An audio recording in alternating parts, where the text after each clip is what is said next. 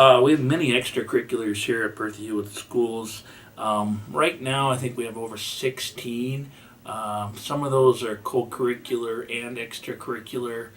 We have a few clubs that I added in there as well. We also have, depends on if you count our student council, we have a very active student council here as well. We just added a junior high knowledge bowl team and a high school knowledge bowl as well. And we have our business professionals clubs as well. So we offer many different activities here. I've been in drama and trap shooting at Bertha-Hewitt. I don't really do any other sports other than band and choir, of course. These activities are super good and super beneficial, I think, to students here because you get to hang out with people, you get to make friends that have similar interests, and I think, especially like drama and theater, they can really help you in the long run in whatever jobs and careers. They make you more confident, and yeah.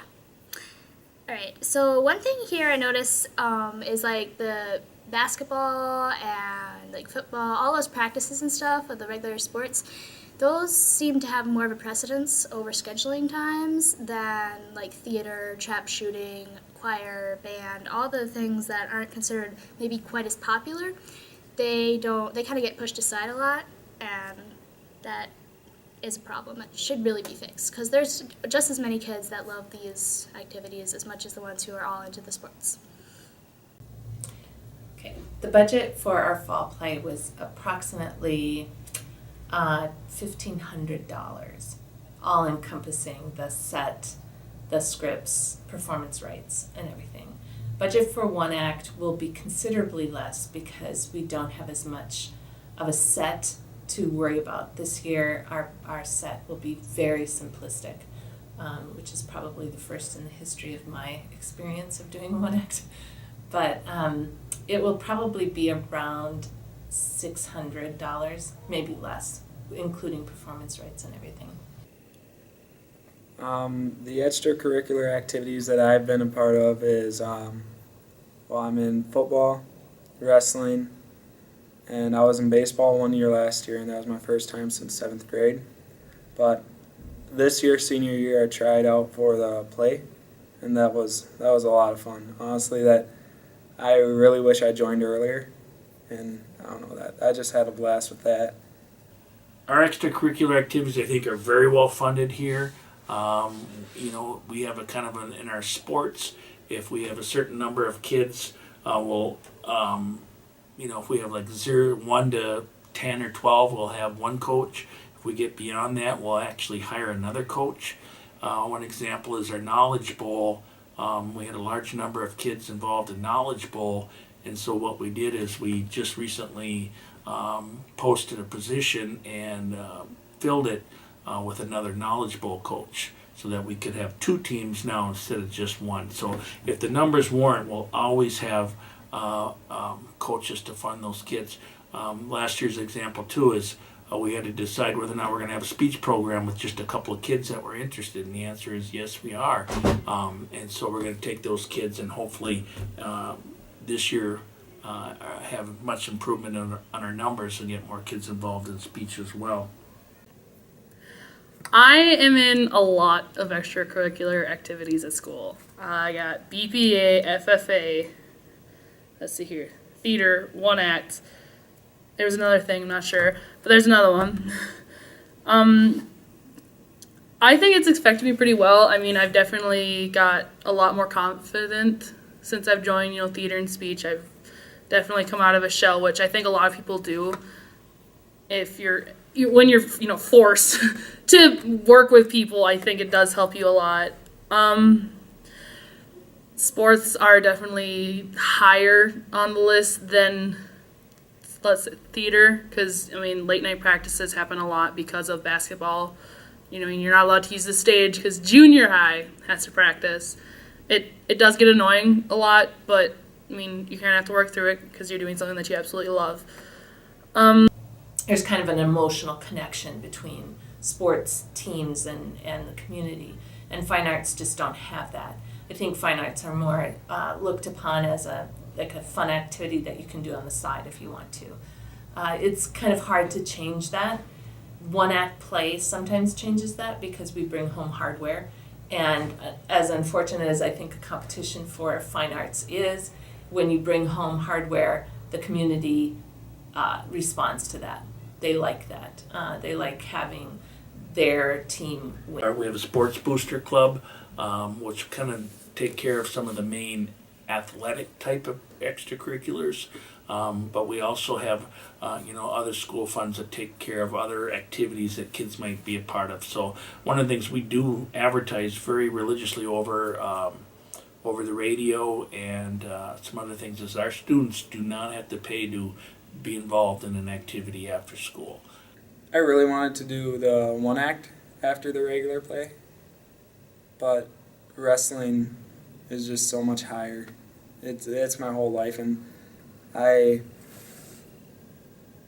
just that overrules the play, and so I just couldn't make any changes to be in the play over wrestling, because to get into college and everything, I'm mostly in the sports. Fine arts, particularly probably more the visual arts like theater, maybe don't utilize as many kids as we could. Part of that is making practice times accessible to them, which makes fine arts way more difficult than having a sports team. Because I know for a fact that this fall our schedule was all over the place. We were meeting in the morning. We were meeting after practice in the evenings. To meet at 6 o'clock at night for practice schedules is really difficult because you think about having a 2.5 hour practice, 3 hour practice, which is not unusual to have for a full length at all. Kids would be getting out of here at 9:30, 10 o'clock at night. That's hard to do on a daily basis. And that's one thing our board is very adamant about, that we never have to worry about, kid coming up with the money. The only activity out of pocket might be if they want to get a T-shirt, or if they want to, maybe some spending money if they go on the road, if they want to buy something in addition to, sometimes in basketball they'll have nice jerseys and so on. We even have funds if, say a basketball player can't afford shoes. We got a couple of funds that I have. I call it the Cub account and Bear account, in which we save some money to be able to purchase some of those things for students who might be in need of that as well. So, and then the fine arts, referring to our theater and our one act play, pretty much same rules apply. The fall one act play. Kids don't have to pay anything when it comes to the cost of the coach or the set or the, we had a really nice set this year that, we had to put a little more money into it. And again, that's kind of just runs by myself and Mr. Kep, the superintendent, and our board. As long as things don't get too extravagant, we will support that as well. So there you go. Thank you. I do think that there could be funding for the play and speech more, because basketball can take a charter bus down to the cities, yet the play can't get a few $100s for a new system. So it's frustrating, but as long as you're happy, what's the point? The program needs 3 things. It needs time, it needs space, and it needs money. And if any one of those 3 factors is missing, then you definitely don't have a program. You have an activity, but probably not a program. I think that Bertha was very willing to put up time and space, and I think the money aspect will come later. So some of the extracurricular activities I hear at Bertha, I'm in the drama program, so the plays. I'm in football and basketball, and I'm in knowledgeable, basically. It's a mix between academics and sports. I like sports a lot more. So in that participating in the activities, I've learned a lot, and it's affected me quite a bit because I've made new friends. I've learned more about me than I ever would have individually or outside of it. It's stuck with over and over, like basketball, and basically I didn't start all of them till my 10th grade year, but I'm a senior now, so over the years I've done every single one over except for being in the play. I felt it would be a new experience to try. I enjoyed it immensely. It was really fun. I'd recommend anyone doing it to do it. I haven't really had any conflicts with coaches or teachers with it. Maybe just missing a school or seventh hour for like a football game, but nothing really major. So it hasn't really affected me much. I think some schools have addressed the issue of having, regular practice. And I've done a sports. I coached dance line for many years, and it was easier than you can even imagine, because you basically show up at a designated time at a designated place. Everybody knows that that's your practice time, and people who want to be in it know that that's the time to practice. With fine arts, it's not that way. It's not kind of like you carve out whatever's left over after everybody else has had their practice time. Sharing a gym is a difficult process, because even if you had kids that could practice at the same right after school, the gym is being used for basketball and things like that. And so you have this concept of we're sharing our space, but really fine arts gets it when everybody else is done with it. So that concept of sharing is kind of lost on me.